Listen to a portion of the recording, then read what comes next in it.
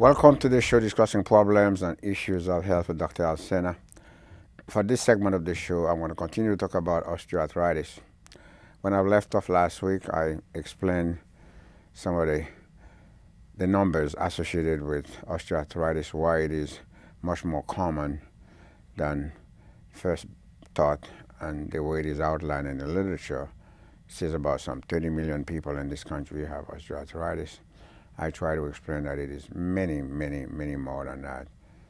And then I explain why, and I also give you a little bit of the worldwide statistics and the number of people who have osteoarthritis because of iron deposition in the joint. All these different people who have hemolytic diseases, especially the abnormal hemoglobin, there are 1,500 different abnormal hemoglobin discovered across the world. That's 1,500. So all these people that have normal hemoglobin hemolyze to one degree or another. And once they hemolyze, therefore they have to dump iron into the bloodstream. Then the iron gets deposited in different organs, including the joints, and then you wind up having the iron getting degrading. Once the iron degraded, what release free radicals, and the free radical then begin the process of inflammation. That's how this disease, the iron, cause osteoarthritis to start. But before I even go there, I want to again show you this new book that I just wrote, the best of medical oncology and clinical hematology. Just out, and there'll be plenty of it out online pretty soon, within the next couple of weeks. I'm not in the book selling business, but the best of medical oncology and clinical hematology will be out online within the next couple of weeks or so. It's a beautiful book. It talks everything having to do with hematological diseases in the modern world, and everything having to do with cancer of different types in the modern world. Is all in this book. Everything is up to date, 21st century type concept of cancer and what they are, how they occur, and how to go about the symptom, evaluating, etc. So you get your hands on it, and I wrote it basically not only for academia, but I also wrote it for the public, and of course I dedicated it to all people with cancer and hematological disease across the world. Me having been myself have had 3 separate cancers, and I'm a cancer survivor, so you can understand how sensitive I am to the subject, and I literally pour my heart into this book, so hopefully you get your hands on it. Now, there's another group of diseases that I didn't touch upon that I want to talk about in this segment that also cause osteoarthritis to develop. But before I even get there, the natural phenomena, you can't be a human being, live long enough, and don't develop osteoarthritis. Well, you say, well, how so? Well, first of all, you have to understand we have the ligaments, substance, and that are attached joint to joints, and then because of that, they contain a gelatin-like material, and then as we get older, that gelatin material dried out. So therefore, the bone that the ligament attached to each other has nothing to cushion them. So they start rubbing against each other, and they develop arthritic. They become arthritic. So that's one phenomenon. Then you have, so that's inevitable. You can't live long enough and doesn't have that happen to you. Then you have the tendon. The tendons attach the bone to the muscle. Well, tendonitis is a very common abnormality, the swelling of the tendon. Well, that's an inflammatory process. Once that becomes chronic, that also lead to damage to the bone, so to the joints. So that is really a crucial thing to understand the basic concept. It's not good enough to just talk about something. You have to be able to understand the basic of it. If you understand the basic of it, the mechanism of it, you will never forget it. It stay there with you. But if you just talk about it because somebody else talk about it, or you heard about it in a lecture or something like that, you read about it, and you never take the time to dig into the mechanism of it, it's going to go away from your brain. That's just the way it is. The brain has so much that it can hold, and we are very busy doing this, doing that. People forget things very easily. So I say this to bring you to the concept of there are hundreds of thousands of inflammatory diseases across the world. All of them, all inflammatory diseases, no matter the type, will ultimately cause you to develop osteoarthritis. You say, well, how so? Well, here we go. What are some of the inflammatory diseases that are very common in the world as it exists today?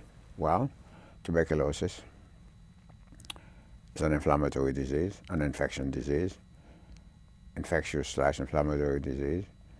HIV/AIDS is an infectious disease that causes inflammation in addition to a whole bunch of other stuff. Parasitic infestation, those are very common diseases across the world. They are chronic inflammation, and so on and so forth.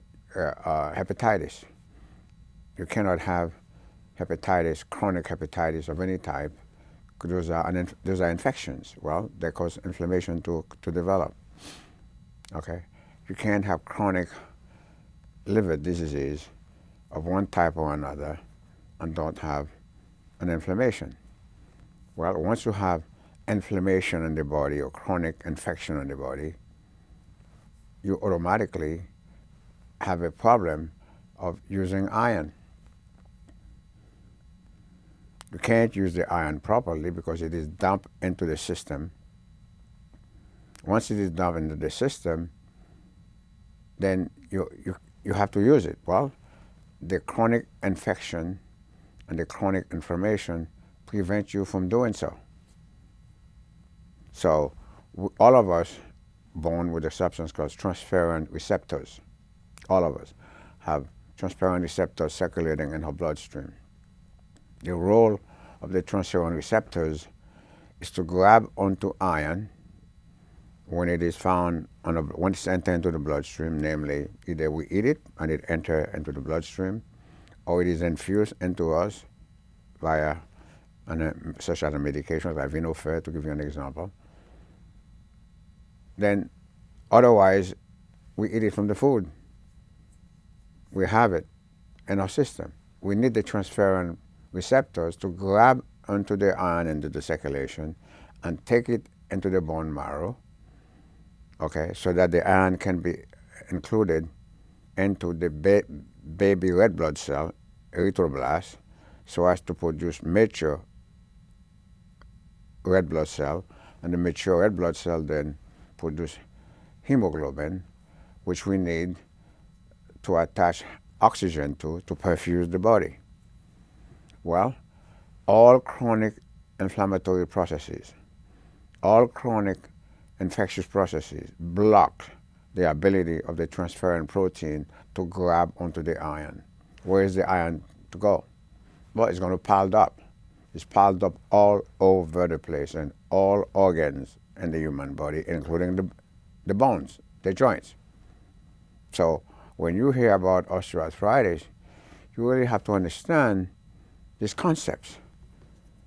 This concept, the iron cannot go anywhere because the chronic infection itself and the chronic inflammation itself blocks the ability of the transferrin protein to be able to grab into the iron to take it to the bone marrow. So the iron piled up. Once the iron piled up somewhere, it doesn't matter where it is piled up, it's got to degrade. That's the way life is. Once it is degrading, it's going to release free radicals. And if the free radicals get released into the joint, into the bones, they're going to damage the joint damage the bones, and you develop osteoarthritis. Okay, so you never heard this before. Well, this is it. You have to understand some of the stuff that I'm discussing with you, and I mean that with all sincerity, not to brag. 20, 25 years from now, this stuff will be published. People will figure this stuff out. I'm telling you stuff that has not been even thought of yet, hasn't been figured out yet. I'm serious. I'm dead serious. That is why I have piles of tape of these shows that I do, that the studio give me copies of the master tapes. Years from now, I can assure you, years from now, and everything I put in the show is copyrighted. Everything I'm saying here is copyrighted because the show is copyrighted. And people will be able to see what it is that Dr. Alcena had said. Now it become the standard. I'm dead serious. I'm not making this up, okay? Some of the stuff that I'm discussing, you don't take it for granted. If it was known, it would have been ordered in the literature. You would have heard it on television. It hasn't been thought of yet, and now I'm explaining it to you, okay? One more set of diseases, believe it, that can also cause osteoarthritis to develop. How about that? We talk about infectious diseases, inflammatory diseases. Well, there is a long list of other inflammatory diseases that are rheumatological in nature themselves. That's right. They're not osteoarthritis, but they are arthritic in nature themselves, or associate with, or they are associated with arthritic condition. All of them. All of them. And the list is quite long. All of them cause people to retain iron as well. From rheumatoid arthritis, lupus, scleroderma, dermatomyositis, polymyositis, all these things. You can't make this up because they all have a component of arthritic disease arthritis associated with them. Themselves, they are also piling up iron. How about that? In fact, one of the things that we do now, as we speak in modern medicine, people with, I'm just giving you that as an example, people with rheumatoid arthritis, some of them have to have different joint surgical procedure done to different joint replacement. How about that? They are anemic. They have anemia of inflammatory diseases. All of them. You can't have this condition, don't be anemic. Why are they anemic? They're anemic because I just explained to you. They're anemic because the iron cannot get into the bone marrow. All of them. For what I just explained. It's not just infection. It's also inflammation. Blocks the ability of the transferrin protein to grab onto iron to take it into the bone marrow to produce red blood cells. So all these folks, all of them are anemic. Those are anemia of inflammatory diseases. They themselves cause the bone to be damaged. All this, the bone get damaged for other reasons, like let's say rheumatoid arthritis. The bone is, it is an autoimmune disease, blah, blah, blah, and the bones get damaged. But also they have iron piling up in the system. So on top of all the problem they have, that causing the bone, the skin, or whatever it is to be in trouble to begin with, now they have, the bone is also being damaged because they can't move the iron. It doesn't matter. So the iron is going to be piling up. In fact, one of the things that we do right now, we will give this individual with rheumatoid arthritis. This is being done as a technique as I speak. We know they're going to have surgery 90 days from now. They have rheumatoid arthritis. They're anemic. We don't want to give them other people's blood. What do? We give them Procreate, which is man-made erythropoietin. We will treat them with Procreate to overcome the block so we can raise the red blood cell count. Then we take a unit of blood from them. We phlebotomize them, their own blood, okay? Put it in the blood bank so that when they have the surgery, they can use their own blood. How about that? Just explain what I just said to you, okay? Because the Procreate will overcome the block that the inflammation is causing, okay? Allowing the transferrin receptor to grab onto the iron, take it into the bone marrow. That's how that works. How about that? Okay? So therefore, I'm not telling you anything. I'm not making these things up. I don't make things up, okay? I take great pride in my reputation and my ability to explain what I'm explaining. Those are the facts. Whether people know them now, they'll know them 2025, that's their problem. But I am telling you the things that I have figured out to be true, okay? So therefore, then, all these diseases, all of them, can cause osteoarthritis. Now that we talk about all these different things, and believe me, there are many the other stuff that I won't bore you with. Now we talk about the day-to-day things that I said I would talk to you about that can cause somebody to develop osteoarthritis, namely the aging process. I mentioned that you can't be aging, don't have your joint begin to degenerate because the gel stuff that cushions the bones, that the ligament and the ligament dried out. That's part of aging process. You don't have to do anything. That's just the way it is. Okay, so that's one thing. Sex is another thing. More women have osteoarthritis than men. Okay, then you have the whole business associated with trauma.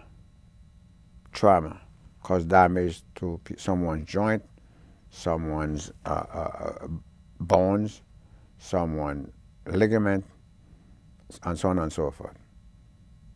Okay, then you have the work that you do, work-associated osteoarthritis. You can't do a work that you're constantly using your arm, your elbow, your legs, your lower back, constantly without developing damage to these joints, okay, to your lower back, to your elbow, to your arm, to your shoulder, to your knees, to your ankle, okay? Obesity, that's not a common. As you know, obesity is a crisis across the world. It's an epidemic. Of all the developed countries in the world, the United States of America has more obese people than any other country that is developed. I read yesterday an article that stated that by 2050, there'll be more than 50% of American adults will be obese. Okay? Why? Well, it's a dietary thing. It's a diet thing. Okay?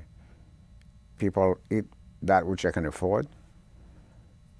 So everywhere you turn, somebody's selling this, selling that. I mean, you see this thing being advertised on television. It is disgusting to see what's the pleasure, what's the greatness in somebody eating those incredible sandwiches. Those things, they're damaging to the body. But this is a free enterprise society, country. People are allowed to sell their product. And it's up to the public to know what to do, what not to do. But a significant percentage of people have no choice. What choice do they have? We live in a country, as I speak, you have close to 25 million men, women, and children going to bed every night without anything to eat. That's why in the United States of America, even though the rest of the world, poverty and hunger are killing millions of people every year across the world. But in this country, the richest country in the world, you have millions of people going to bed every night, men and women of all ethnic backgrounds, without anything to eat. Okay, so that's another reason. So people become obese. And when you're obese, you're putting too much stress on your lower back, too much stress on your knees, too much stress on your ankle, too much stress on your feet. And the end result is that you're going to damage this joint, damage this bone, you develop osteoarthritis. Then you have sport-associated osteoarthritis. You cannot participate in sport of any type, and I love sport, without ultimately paying the price of having osteoarthritis. How can you play football and don't eventually develop osteoarthritis? It's a very physical sport. The same thing, how can you play soccer, which is a beautiful game, but it's a physical sport? How can you play basketball, which is a fantastic sport, without ultimately damaging your legs, your shoulders, your elbow, your fingers, all that stuff? It's impossible. Hockey, same thing. Those are great sports, but you have to understand, eventually, as you get older, as you retire, you're going to pay the price. I paid the price. I used to be a weightlifter. So I know what I'm talking about. I wind up having to have surgery for my right shoulder. Okay, to this point, to this day, my right shoulder is about 70% from lifting weight.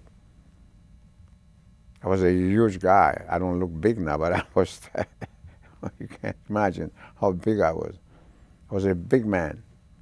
My suit used to be 47. Now I'm wearing 44. You can't make this up. It's just how big a guy. I was completely overdeveloped. But when you're young, you're having fun, either you get into sport. I don't drink, I don't smoke, so my pleasure was just sport. I was so big I couldn't play soccer. I had to stop playing soccer because I couldn't run that fast. This is how overdeveloped I was. So, and I paid the price. Okay, so, which is fine. But I'm not unique. That's just the way it is. So, and then of course, I just stated before, accident, unexpected accident, fall. As you get older, people trip, people fall, and so it's a lot of problem, a lot of predisposing factor, risk, as you want to call them, that can cause you to develop osteoarthritis. And there's many more that I haven't even mentioned. You can't possibly have a hemolytic disease, I just mentioned before, of any type, without ultimately developing osteoarthritis. That's a risk factor. You can't have any iron-associated overload disease without ultimately, with all the other problems you're going to have with that condition, osteoarthritis is going to be one of them. Okay? So those are the major risk factors, okay? And then what can you do? Somebody work. That's what they do to make a living. They have to do it because that's how they make a living. They have bills to pay, children to feed. They have to feed themselves, the family to support. That's the work they do. How can you drive a truck that far sitting down without hurting your back? You will eventually. There's no if or but about it.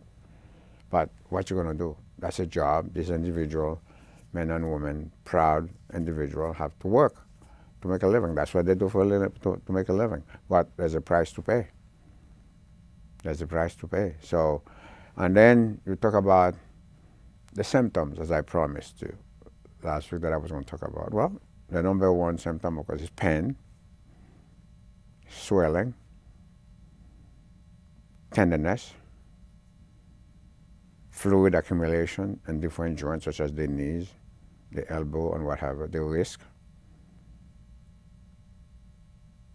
And the pain can be severe and constant. Headache is a common symptom of osteoarthritis because osteoarthritis of the cervical spine and the neck is extremely common. And one of the most common symptoms associated with osteoarthritis, of cervical osteoarthritis, happen to be headache.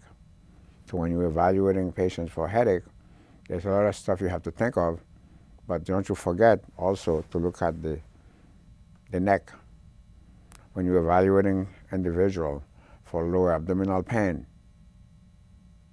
you have a lot of stuff to do, but one of the most common cause, you can't make this up, of lower abdominal pain happens to be disc herniation of the lumbar spine. That's right. It's radiating pain to the lower abdomen. You have to do all the usual stuff to make sure you don't miss anything, but don't forget to evaluate the lumbar spine as well, because a very common symptoms is pain that radiates from the lower back all the way toward the lower abdomen. If you miss that, well, you would have spent a lot of money doing this test, that test, the next test, send the patient to this doctor, that doctor, only to find out part of the main problem is, in fact, they have herniated disc on the lumbar spine. How about that?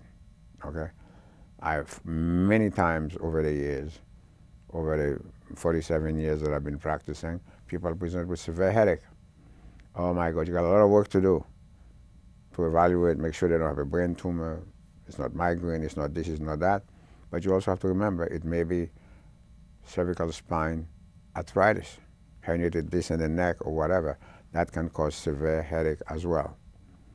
Okay, so those are some of the symptoms of this very common disease. As it turns out, if you add all these things together that I described to you, I would have to say that osteoarthritis is among probably the top 5 or 10 diseases in the world.